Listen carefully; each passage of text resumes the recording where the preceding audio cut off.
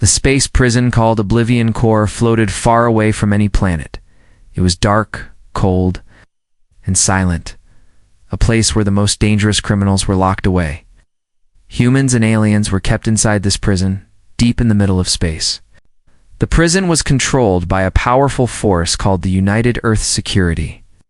Known as USE, Elias was a young human guard working in the lower levels of Oblivion Core. He had been working there for 3 years. Every day was the same check. The cells follow the rules. Stay away from trouble. But Elias was different from the other guards. He was quiet, smart, and always thinking. He didn't trust the UES fully. He had seen things, experiments, screams, and data that didn't make sense, but he kept silent, like everyone else one morning. The alarm rang in Block 17. A new prisoner was arriving. Elias looked at the monitor and saw a group of guards bringing someone in. It was a female alien. Tall and glowing slightly blue under the lights, she had silver eyes and strange tattoos on her arms. Her name on the file: Lyra of Veltrax Crime. Unknown.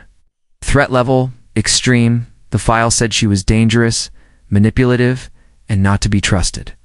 But when Elias saw her in person, he felt something strange. She didn't look dangerous. She looked calm, strong, and beautiful, even though she was from another world. There was something human in her eyes as they locked her inside Cell 9. She turned and looked directly at Elias. She didn't blink, she didn't speak, just stared, like she was reading his thoughts. Elias quickly turned away, confused and nervous later that night. Elias was alone in the control room. He checked the camera feed as usual. When he reached Cell 9, he froze. Lyra was standing close to the wall, staring into the camera. She was smiling. Not a normal smile, but a slow, knowing one. She didn't move for 10 minutes, just stared at the screen at him. Elias felt a chill run down his spine. He turned off the screen and tried to focus on other work. But something about her eyes stayed in his mind. The next day, strange things started to happen. Power outages, flickering lights, cameras going black for a few seconds. It wasn't normal when Elias asked the engineers. They said just old wiring, but Elias knew it wasn't just that. That evening, he passed Cell 9 again. Lyra was sitting on the floor, her eyes closed, hands glowing slightly. As soon as she felt Elias nearby, she opened her eyes and spoke. Her voice was soft and clear. "You're not like the others," she said. "You don't belong here." Elias was surprised. "You're not supposed to talk to me," he replied. She smiled again. "They told you I'm dangerous, didn't they?" He didn't answer. Lyra leaned closer to the bars, her voice lower now. "This prison is a lie, Elias," she said. "You think it's just a jail, but it's something else." "How do you know my name?" Elias asked. "I know more than you think," she said. "And if you don't listen, you'll be next." "Next." "For what?" Elias asked. Trying to sound strong, she didn't reply. Just pointed upward, toward the lab levels. Then she whispered, "Every system has a crack." That night, one of the guards didn't report for duty. He was missing. No camera showed where he went. People said maybe he left his post. Maybe he went mad. But Elias remembered what Lyra said.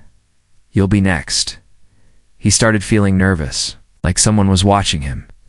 He returned to the control room, heart beating fast. He checked the file again, Lyra of Veltrax.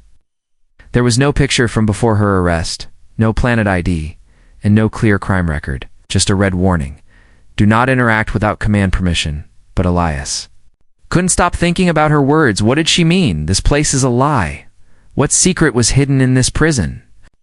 And why did she look at him like she already knew everything about him? As he sat alone in the dim light of the control room, the screen for Cell 9 flickered again.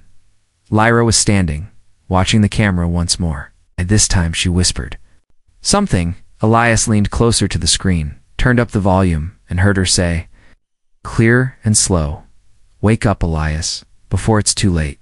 Asterisk the next morning. Elias woke up with a sharp pain in his head. He had dreams, or maybe memories, flashing in pieces. A cold metal room, a white light above, voices speaking a language he couldn't understand, then the voice of Lyra whispering, "Wake up, Elias." Again and again, he sat up quickly, heart racing, confused and sweating. He He got dressed and reported for duty like nothing had happened. But everything felt different. The walls of the prison seemed colder. The cameras seemed to follow him slower, and Lyra's cell had pulled at his attention like a magnet. That night, he broke the rule. Instead of walking past her cell, he stopped and looked in. She was already standing near the bars, waiting for him, as if she knew he would come. "I saw your dreams," Lyra said softly. Elias stared. "How? I don't need machines," she said. "My people." "We connect through the mind." Elias stepped back. But something inside him wanted to hear more. "Are you reading my thoughts?" he asked. "No," she said. "Only what echoes the loudest ones you try to bury." He didn't answer. She spoke again, her voice calm, like she wasn't even in a cell. "Oh. "This prison isn't for punishment," she said. "It's for testing. They hurt aliens here." "Ah la la," she continued. "But humans too, especially the ones who can't remember why they were really hired." Elias felt cold all over. He remembered being recruited quickly, no deep background checks. He was young, healthy, and needed a job. But now, it all seemed too easy. Too fast? "What do you want from me?" he asked. "I want you to see what's happening," Lyra said. "I want you to help me stop it. You're a prisoner." Elias replied, "Why would I trust you?" Lyra stepped back and pulled up her sleeve. Under her skin, small lights blinked, tiny metal pieces moving under the surface. "Do you think I asked for this?" she said. "This is not punishment. Elias, this is a lab." Elias had seen scars before, burn marks, wounds, even implant ports, but never like this. It looked like her whole arm was rebuilt with machines, alive inside her. They pulsed with blue energy, like her body was part reactor. "I don't want to break out just to escape," Lyra said. "I want to shut it all down." Elias looked around nervously. Cameras were always on, listening, recording. "I shouldn't be talking to you," he said. "You already are," she whispered with a smile. "That means something inside you already chose." Elias turned and walked away, without another word. But he didn't sleep that night. Instead, he went into the restricted data zone. He used a stolen pass from a guard who was sick leave for 3 days now. Inside the system, he searched for Lyra's file again. Still no crime, no trial, no arrest logs. Just a red warning, classified, level 6 access only. Then he searched for Project Orion, a name he once heard whispered in the elevator.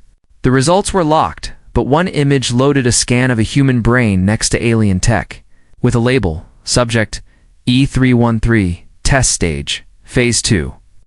The birth date under it matched his own. Elias leaned back, shocked. What was happening here was he part of something long before he became a guard. Had he been brought here, not to watch, but to be watched? The next day, he passed Lyra's cell again.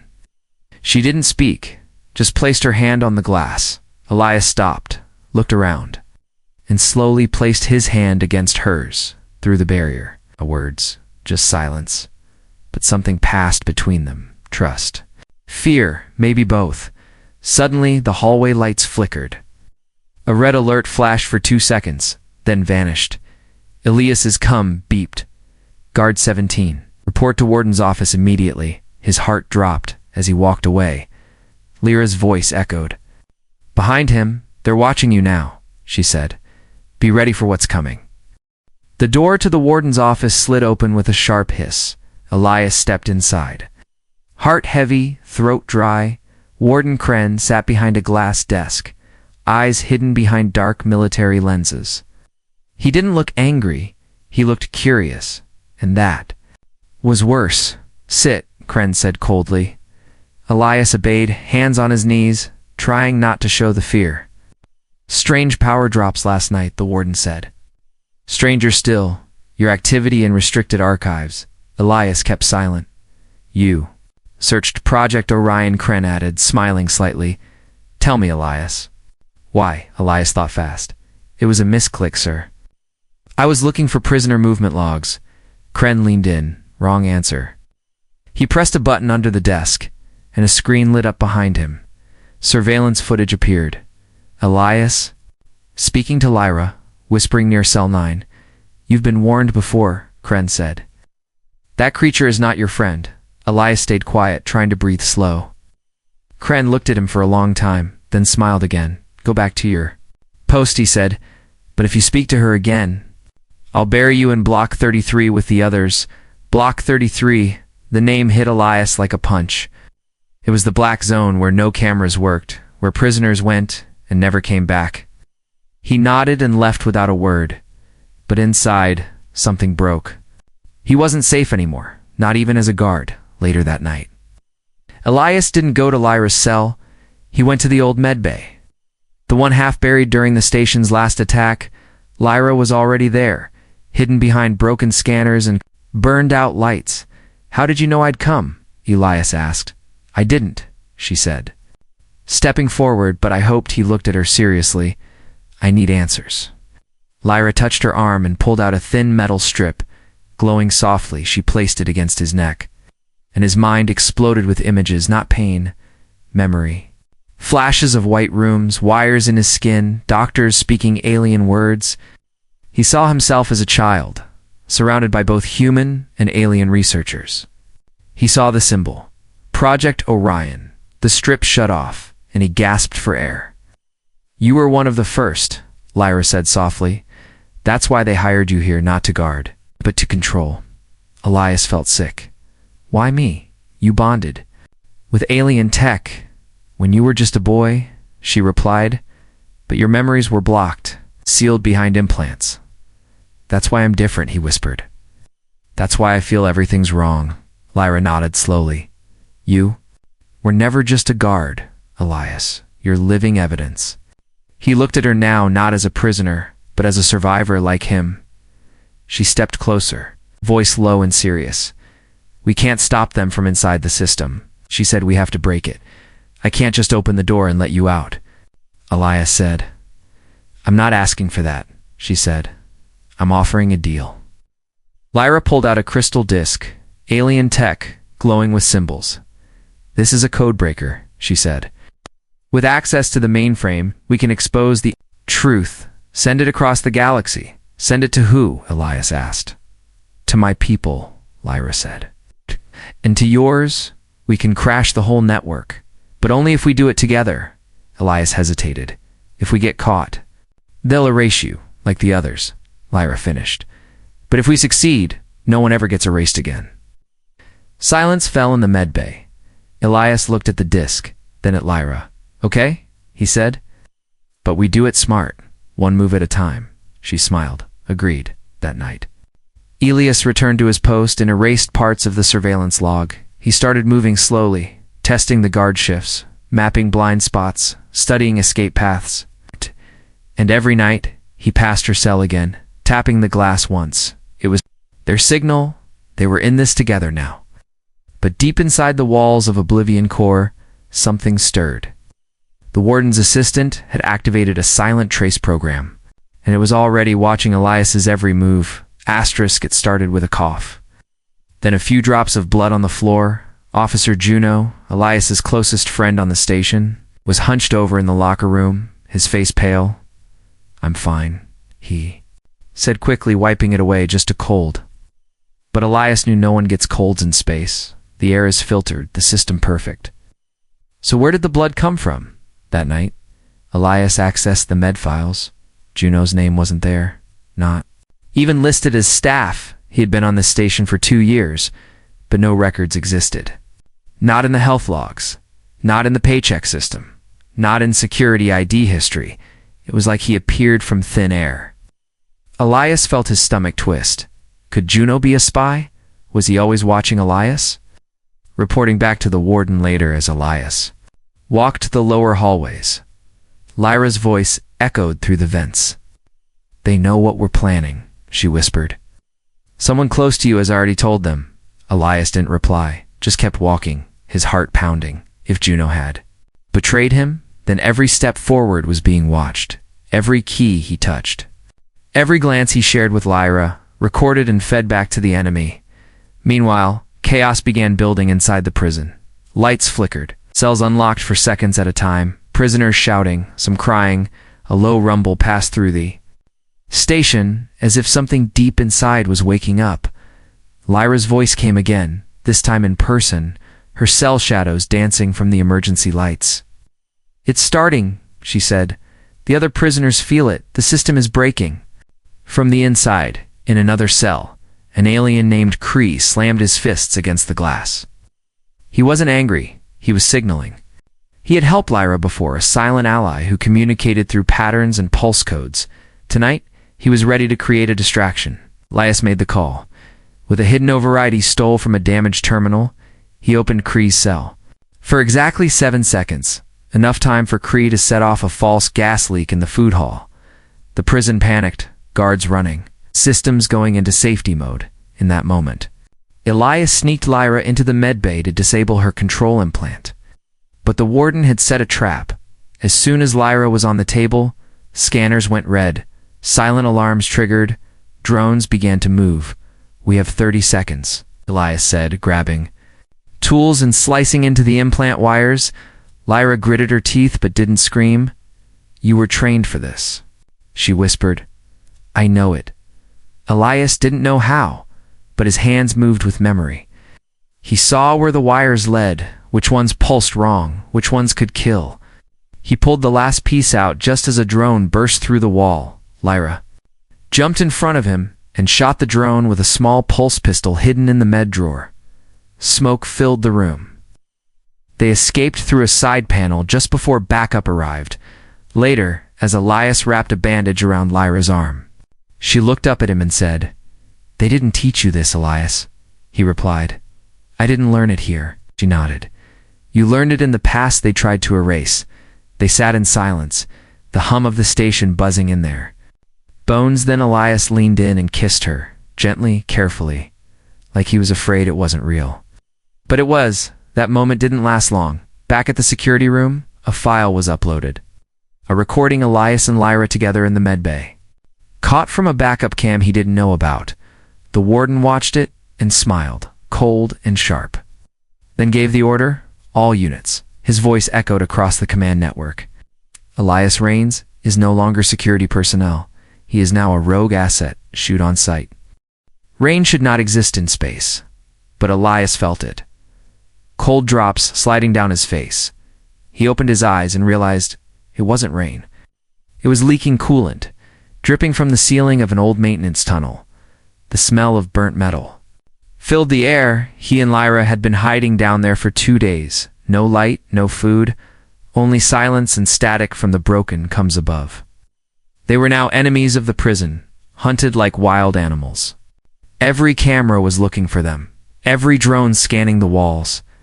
Lyra had deep circles under her eyes, her skin duller than before. She was powerful, but she was tired, and so was Elias. But they were alive, and they had a plan. Elias activated the holomap on a stolen guard tablet. It showed every path to the main communications tower. "That's where we send the message," he said. "We hijack the core signal, send everything video, proof, codes." Lyra nodded slowly. "My people will see it. They'll come for us," Elias added. "But we only get one shot." Their plan needed 3 things.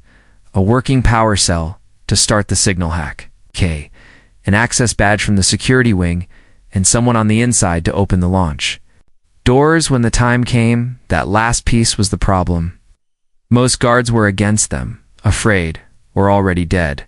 But one wasn't. A female guard named Rin, who once trained with Elias, smart, quiet, and always suspicious of the warden. He hadn't spoken to her in weeks. Now he had to find her without getting caught, before splitting up. Lyra gave him a glowing shard. "If they capture you," she said, "crush this." "What does it do?" Elias asked. "Ends the memory," she said. "It's better than what they'll do to you." Elias nodded and slipped away into the shadows. As he climbed toward the security wing, flashbacks came. He remembered metal chairs, bright lights, and his own voice screaming in a lab. Remembered being 6 years old, hooked to machines, and the warden watching him from behind a glass wall. That night, he found Rin. She pulled a gun on him at first, then lowered it. "You're alive," she said. Shocked, they said, "You snapped." "I did," Elias said, snapped out of the lie.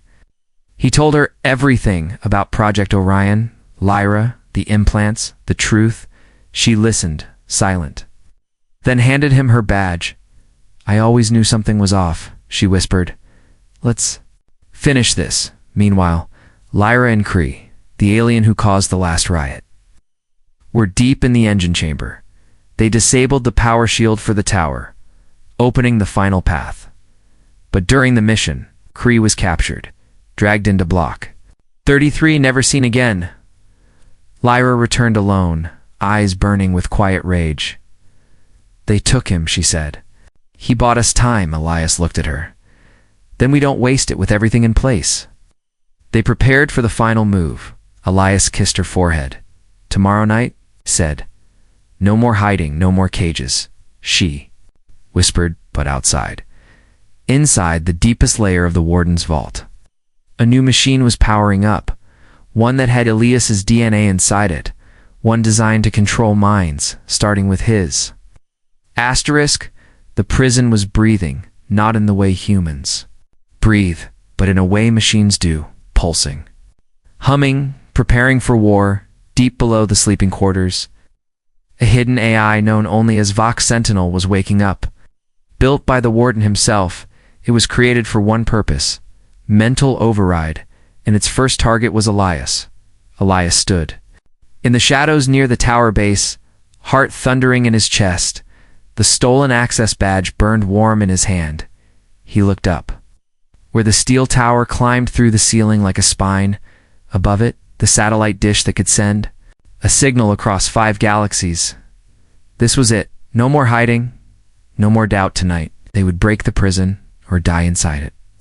In a nearby maintenance shaft, Lyra planted the last of the signal disruptors. Each one would scramble local tracking and shut down auto drones for 7 minutes. That was all the time they had. 7 minutes of silence before the system rebooted suddenly. A sharp pain struck Elias's head. He dropped to one knee, grabbing his skull. Images flashed, not memories, but commands. Voices in his mind whispering in machine code. Elias, return to Warden. Submit, obey. The Vox Sentinel had begun its attack from across the corridor. Lyra ran to him, kneeling. They've activated it, she said, holding his face. You're linked to Orion? Elias shook. Blinking, sweating, but pushed back. I'm not theirs anymore, he growled. I choose, with her help. He stabbed the alien shard into his neck. It burned like fire. Then silence. The connection was cut. The machine couldn't reach him now. He was free again, but only just. As the first disruptor detonated, alarms shattered the silence. Prisoners screamed in their cells, red lights flashed like blood on steel walls. From the east wing, Rin triggered the gate override, opening level 7. Dozens of prisoners rushed. Out chaos by design, but most didn't run. They fought. Because Lyra had told them the truth. This wasn't just a prison. It was a harvesting ground. They weren't victims anymore. They were an army. Elias and Lyra fought side by side, racing up the tower. Security drones dropped from the ceiling, firing blue plasma. Elias used the guard armor to block a shot and returned fire with Kree's stolen blaster.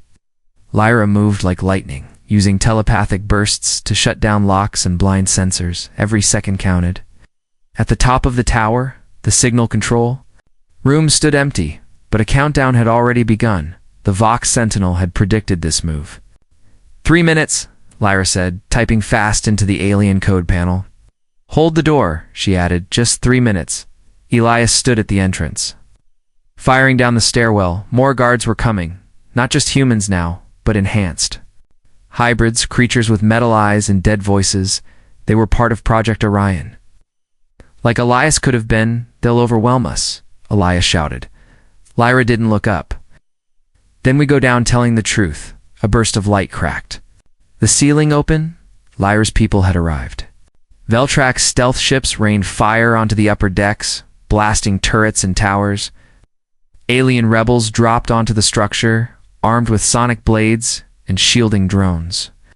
One of them grabbed Elias and said, You must live. She is our key. But you are our voice. Lyra slammed the final command, sending the signal out across every UES channel, every pirate feed, every darknet relay, video files, experiments, faces, names, everything the warden tried to hide.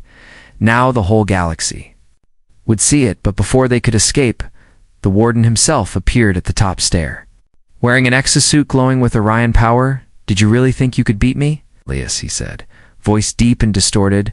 "You are mine. You were made for this." Elias stepped forward, blood on his face, fire in his eyes. "No," he said, "I was made to end you."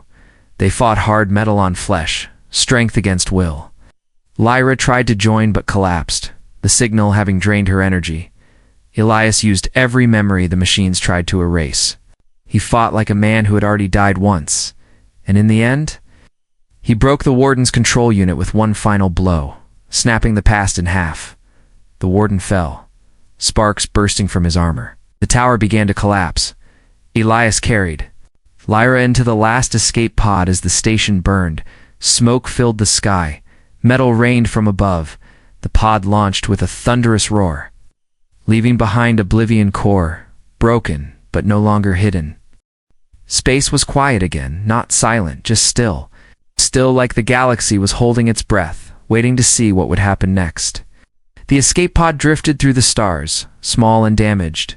Inside, Elias sat on the floor, holding Lyra in his arms. She was alive, but barely. Her skin was cracked with energy lines, her breathing faint. Her body had pushed beyond its limits to send the truth. And now it was breaking. Elias wiped the blood from her cheek. "You did it," he whispered. "You showed them everything." She opened one eye and smiled weakly. "No," she said. "We did it." The pod's navigation blinked. Coordinates. "We're locked, heading toward a hidden moon, orbiting Veltrax, a rebel base far from U.S. control." But fuel was low, and oxygen was dropping. They had 30 minutes, maybe less. Elias moved to the console, trying to reroute power, but the screen flashed red. Only one life support seat could stay active. The pod was made for one, he stared at it in silence, then looked at Lyra, still smiling, even as she slipped between breaths. "You're going," he said. "I'll shut everything else down, make it stretch." She shook her head. "No, Elias. This was never just about me." Elias stepped closer, holding her hand. "I've been asleep my whole life," he said. "You woke me up. You gave me a reason to fight, to feel, to be something more than a number." Lyra's eyes shimmered, voice soft. "Then don't die, Elias," she said. "Live. And tell them what we saw, what we broke." Elias looked at the screen again, at the blinking warning, then at the stars, endless and waiting. Outside the pod, 3 Veltrax ships appeared. Silent and fast, they had heard the signal. They were coming to save her. But they didn't know there were 2 inside. Elias walked to the door panel, entered a code. He looked back at Lyra one last time. "You told me I was the voice," he said. "Now I'll make sure they hear it." Before she could speak, the door sealed, and Elias launched her seat outward. A separate pod, small but full of life, rocketed toward the Veltrax ship. Safe, guided, protected, inside the main pod. Elias sat in the dark, breathing slowly, watching the stars. He pressed a final button. "Recording a message. This is Elias Rains," he said, voice steady. "Prison guard, test subject, human. We were lied to," he continued. "We were all part of something built on silence, but we fought back, and one day, someone else will fight too." He smiled gently, even as the lights began to fade. "Tell Lyra I'm not afraid," he said. "Tell her I remember everything." The pod drifted toward the unknown. No fear, no pain, just peace, somewhere across the stars. Lyra looked up as her ship entered orbit. She felt something in her chest, like a final goodbye. Then she whispered one word to the sky: "Thank you." The galaxy was no longer quiet. It was listening.